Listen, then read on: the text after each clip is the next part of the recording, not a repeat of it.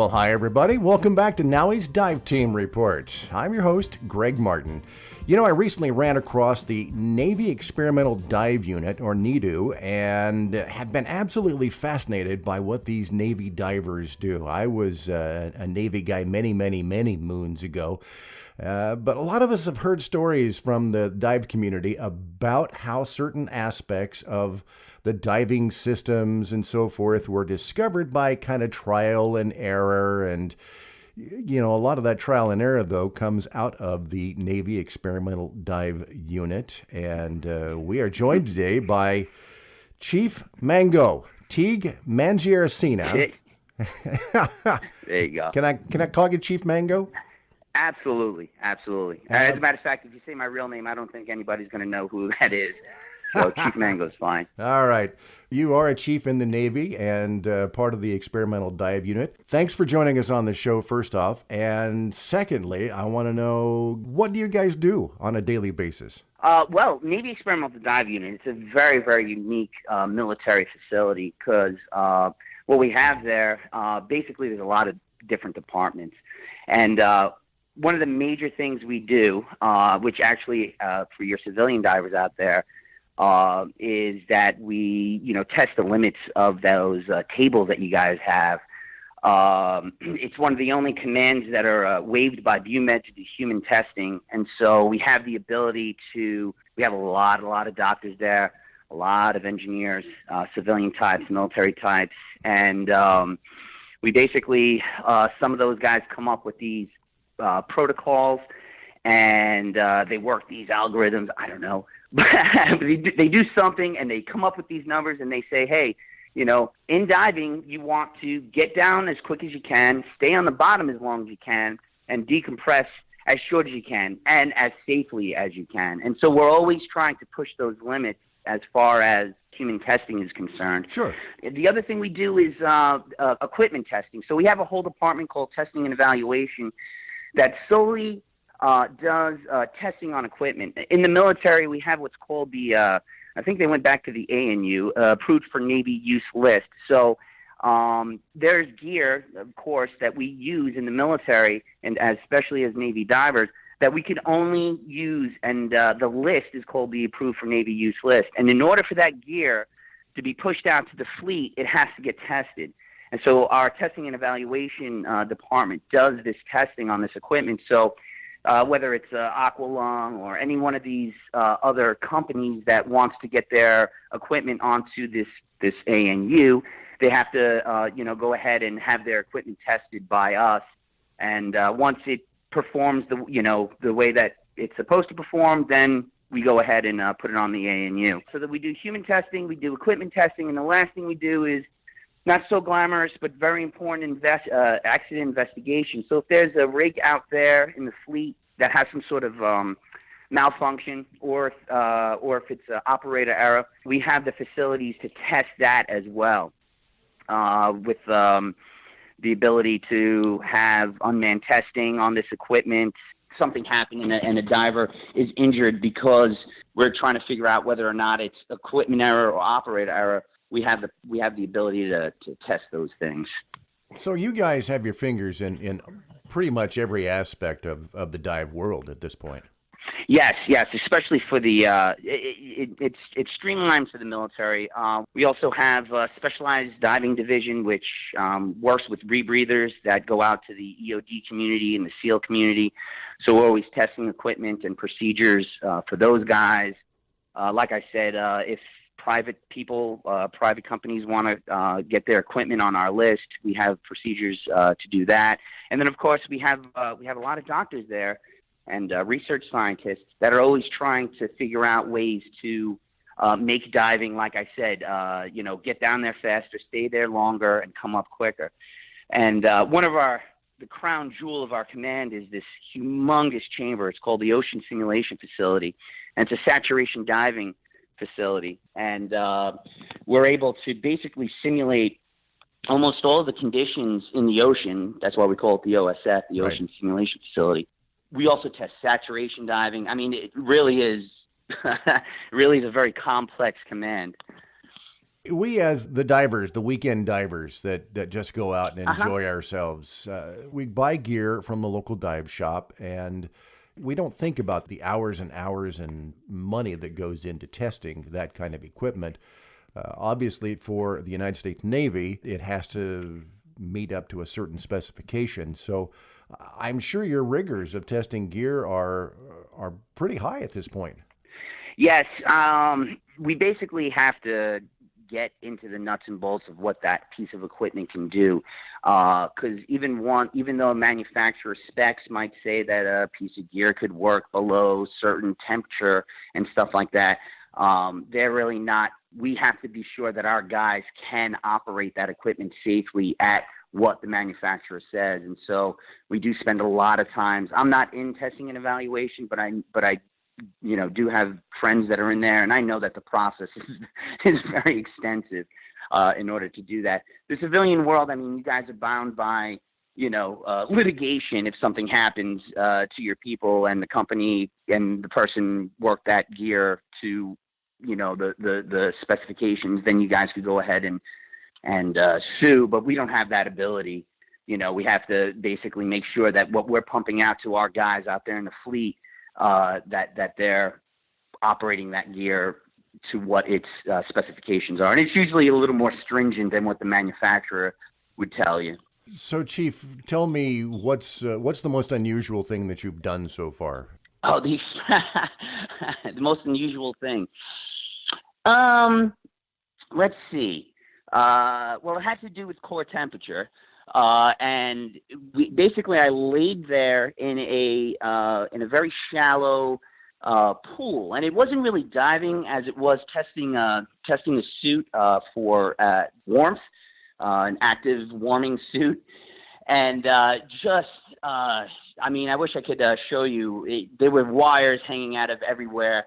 And it's kind of embarrassing, but I basically was submerged in a pool that was no deeper than maybe 5 feet, and my head just basically broke the surface, and the suit was a little tight around my neck, and for some reason I had this crazy like panic attack, and the corpsman that was with me looked into my eyes and saw that I was like freaking out, and I didn't know what was going on because I've dove, deep depths and, big bad Navy diver. And here I was breathing out of a snorkel and, ready to throw in the towel with my career. But it just happened that it was a biological reaction to having like a restriction around your neck and stuff like that. But like I said, even though we do human testing in the military, I mean, I was surrounded by all these medical personnel, and they were just right on it. They got me out of there, loosened up that neck dam, and I went back down. I went down a foot, but I went back down and completed the study. But it was, it's not so glamorous, but going through it was actually a very harrowing experience. I'm embarrassed to tell you that story, but it actually was pretty much the craziest things. But, that was my experience there. We've done some really cool stuff. Recently, I was part of the dive side.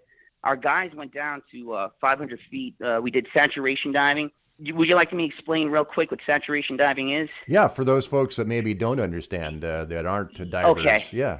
Okay, well, if you're listening to this podcast, you're pretty familiar with diving. Well, saturation diving is basically this. Your body's taking on nitrogen the whole time that you're diving. This is one of the reasons why you need to decompress while you're coming up. You got to decompress slowly to get that residual nitrogen out of your system. But with saturation diving, they basically pressurize the diver to a certain depth and leave him there until his body is almost completely saturated with nitrogen. And what they discovered is this: and this is just, throwing out numbers, but it's pretty close. For every 100 feet that you're saturated, it takes about a day plus a day to decompress. So if you're saturated to 500 feet, it would take you 6 days to decompress. However, once you're pressurized to that 500 feet, you could stay down there indefinitely. Sure. We recently did that. We were testing out our new system in our control room. So that OSF that I discussed earlier, it's this humongous facility.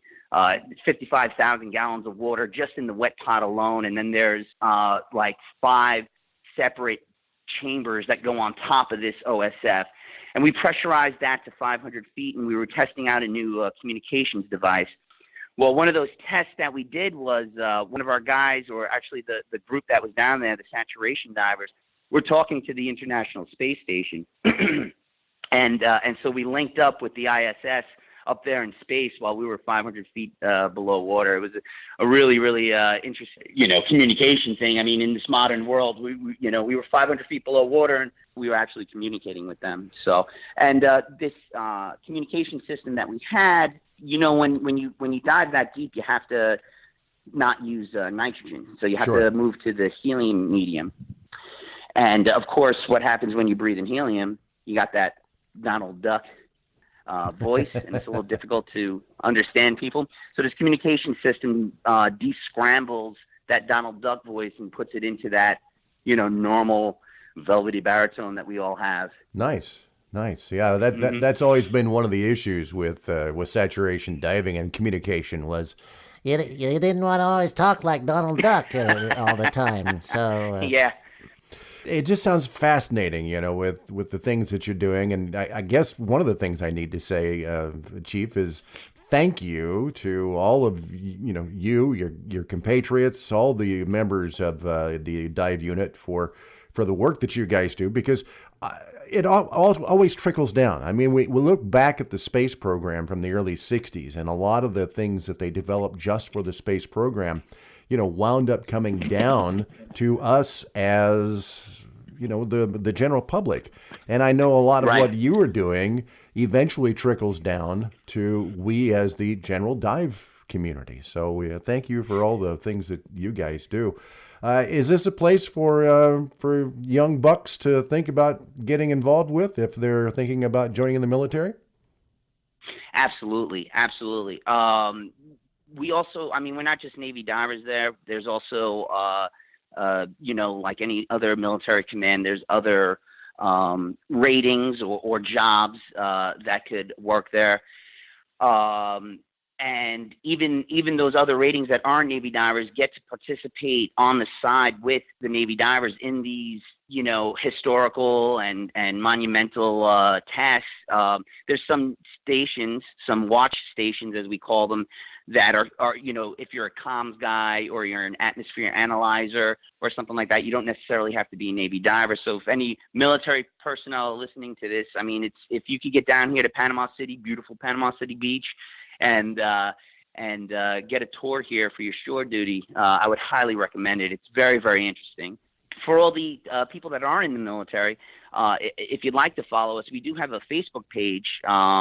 It's our NEDU Facebook page. You can follow us. Like I said, we went live when our guy was talking to the astronaut out there on the ISS, and we got a new modern outlook on getting the word out there about NEDU, because we do a lot of cool stuff, and we want people to know what we're doing.